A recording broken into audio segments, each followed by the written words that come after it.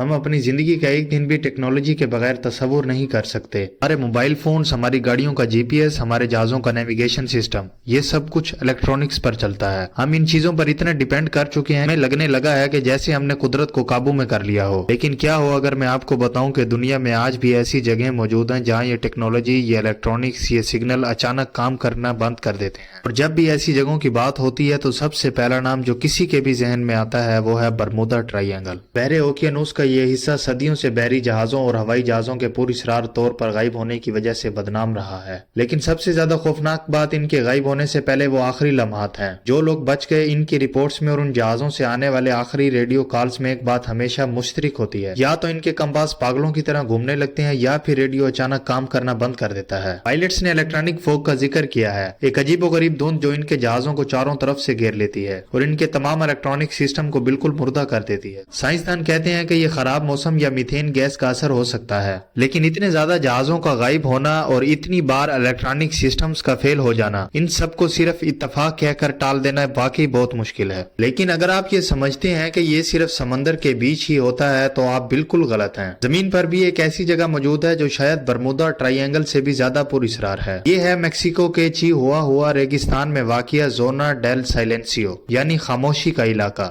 یہ نام اسے یوں ہی نہیں دیا گیا، جیسے ہی آپ اس علاقے کی حدود میں داخل ہوتے ہیں آپ کا ریڈیو بالکل ہی بند ہو جاتا ہے، واقی ٹاکیز بھی کام کرنا چھوڑ دیتی ہیں۔ یہ ایک ایسا ریڈ زون ہے جہاں نہ کوئی ریڈیو ویو اندر داخل ہو سکتی ہے اور نہ ہی باہر جا سکتی ہے۔ اور سب سے عجیب بات یہ ہے کہ یہاں کمپاس کی سوئی بھی نارتھ کی نشاندہی نہیں کرتی، وہ بے قابو ہو کر گھومنے لگتی ہے۔ یوں محسوس ہوتا ہے جیسے فضا کے اندر کوئی ایک ایسی پراسرار طاقت موجود ہے جو ہر قسم کے الیکٹرانک ویو کو جذب کر لیتی ہے۔ یہ جگہ سن 1970 میں اس وقت پوری دنیا میں مشہور ہوئی جب امریکہ کا ایک اتھینا ٹیسٹ راکٹ جو وائٹ سینڈ سے لانچ کیا گیا تھا اچانک اپنا راستہ بھٹک گیا اور ہزاروں میل دور بالکل اسی ریگستان کے مرکز میں آ کر گرا۔ جب انجینئرز کی ٹیم اسے تلاش کرنے وہاں پہنچی تو ان کے تمام کمیونیکیشن سسٹمز نے بھی کام کرنا چھوڑ دیا۔ کچھ لوگوں کا کہنا ہے کہ اس علاقے میں زمین کے نیچے غیر معمولی مقناطیسی قوت موجود ہے، اور کچھ سائنٹسٹ کا خیال ہے کہ یہ ایک ایسا ورٹیکس ہے جہاں خلا سے آنے والی توانائی زمین سے آ کر ٹکراتی ہے۔ اور کچھ لوگ تو یہ بھی دعویٰ کرتے ہیں کہ اس ریگستان میں آسمان سے گرنے والے میٹرائٹس کی تعداد اتنی زیادہ رہی ہے